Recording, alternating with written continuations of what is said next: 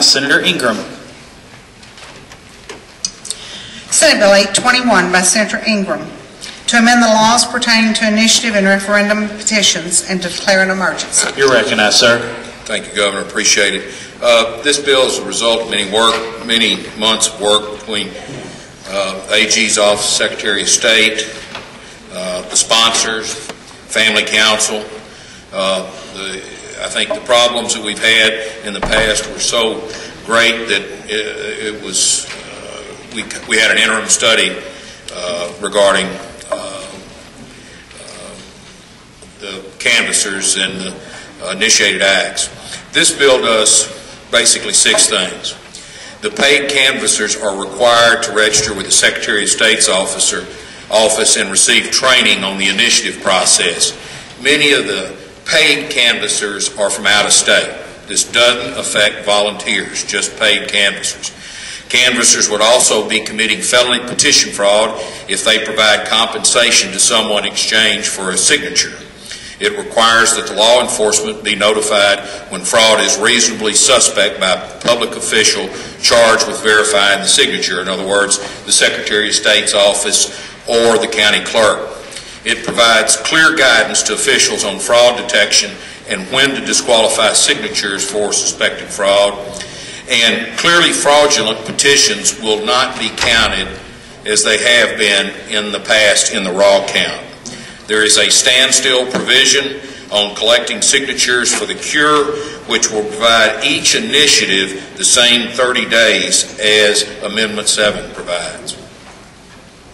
Are there any questions? Senator Bledsoe.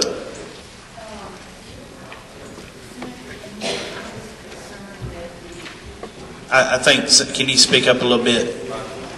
I was concerned that the volunteer canvassers would have to report their addresses and their home addresses. Is that not correct?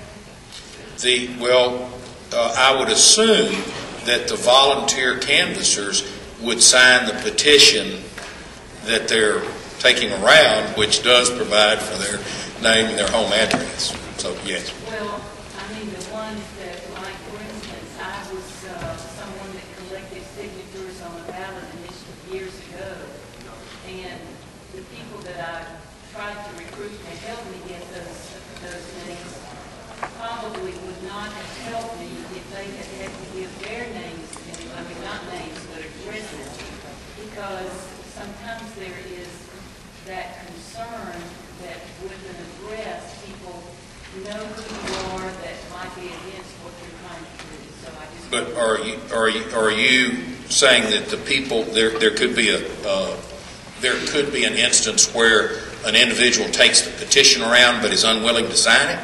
No, I thought in your bill that if you were taking the petition around, you had to put your name as a volunteer and your address and all the information about you, just like a page. Yes, ma'am. You do. But the reverse of that, I mean, my point is that I guess you're saying that there are people that are not willing to sign the petition and put their name and address down, but they're willing to circulate the petition?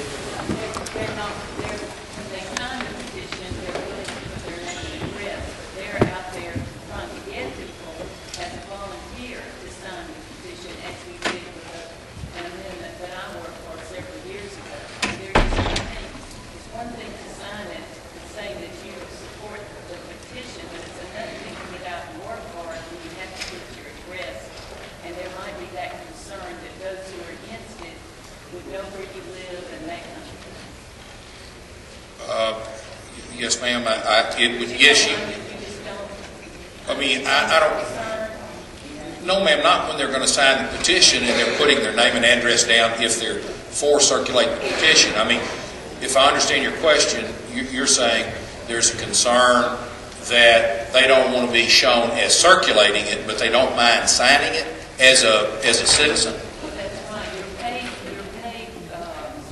canvassers are a little bit different. There are those out there that would maybe work for a certain issue, but would not want to be identified as working for them, even though if it's just signing a petition, that's entirely different. Well, you're not concerned in your bill about No, ma'am. And this bill is geared to paid canvassers because that's where the problem has come from. But it still makes those that are volunteers do the same thing. But they've always had to do that in order to have it, the addresses. Okay. Yes, ma'am. Senator Stubblefield has a question, and then Senator Files.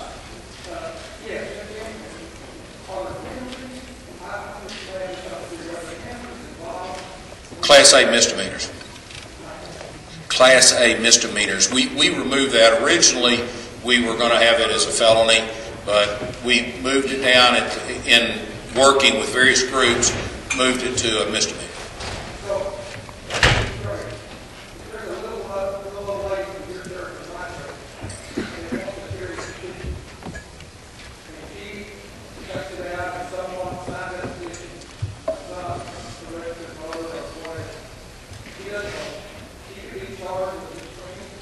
No, I think that we can't get. Let's look at reality. I mean, I've heard this, and that's one of the things that Jerry Cox that we met with because of just what you're questioning.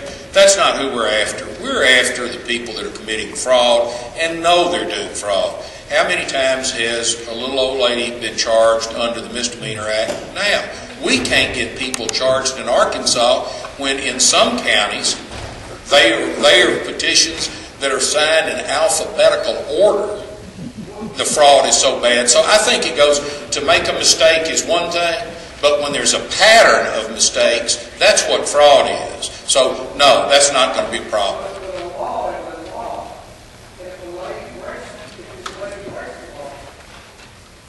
No, I disagree with you. It's not been prosecuted. I think you're grasping at straws and you're confusing people that are out there that are truly committing fraud versus somebody that makes a mistake. I think that's very clear in the law. I think that happens every day.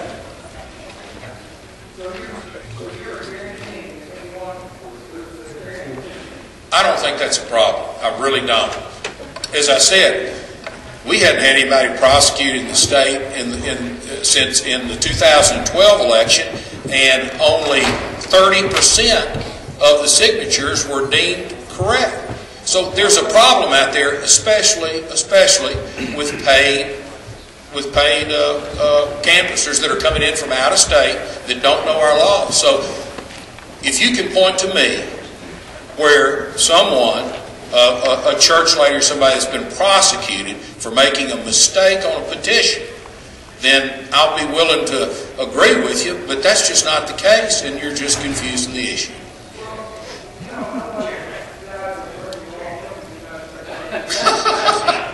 What about goat's milk?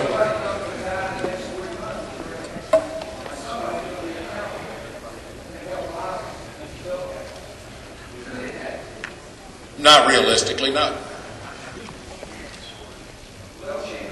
Not realistically. If history teaches us anything, history teaches us that what's happened in the past is a predictor to the future, and that's not been a problem in this state. The problem in this state is not the volunteers who are passionate about their issue, who are working hard to get their issue on the ballot, that means something, that they have bought into what's going on the ballot. The problem is the paid volunteers, the paid canvassers, the hired guns that are coming in from out of state taking advantage of this. And if you stop and think about what they're doing and the ability that they have to make a law or to amend the Constitution, this is very serious business. It's not to be taken lightly. I agree with you, but you don't think this is a problem situation? I've answered it over and over, no. No, because it's going over paid canvassers. I think that when you have a community issue, a state issue, I think that people like that, you can't pay them the money that they do, that they work for, that they're committed to, that they're compassionate about. Those people are the type of people, that is true government from the ground up. They're not out paid doing something. They're taking their time. They're doing it because they are vested in it.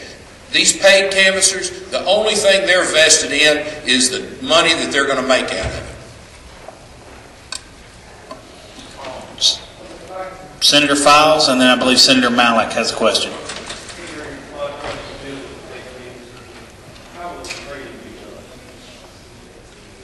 The canvassers are required to register with the Secretary of State's office, and the Election Commission is going to conduct the training.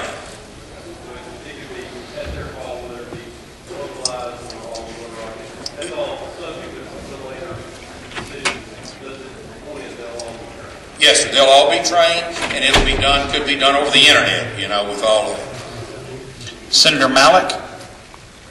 Senator Ingram, following up on Senator Stubblefield's question, doesn't your bill state that the misdemeanor is if someone knowingly obtains a signature that they know is from someone that's not qualified to sign? Yes, that's. It requires knowledge that they're accepting that. A simple mistake is not knowingly knowing you're committing fraud. Thank you, Senator Malik. All right, any other questions before we move on? All right, would anybody like to speak for or against the bill? All right, are you closed for your bill?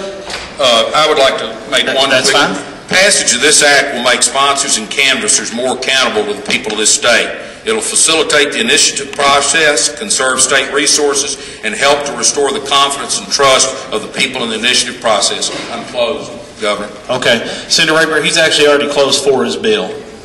All right, call the roll. Bledsoe. Bledsoe. Bookout. Bookout. Burnett. Burnett. Caldwell. Caldwell. Cheatham. Chesterfield. Clark. Clark. Dismain. Dismain. English. English. Files. Files.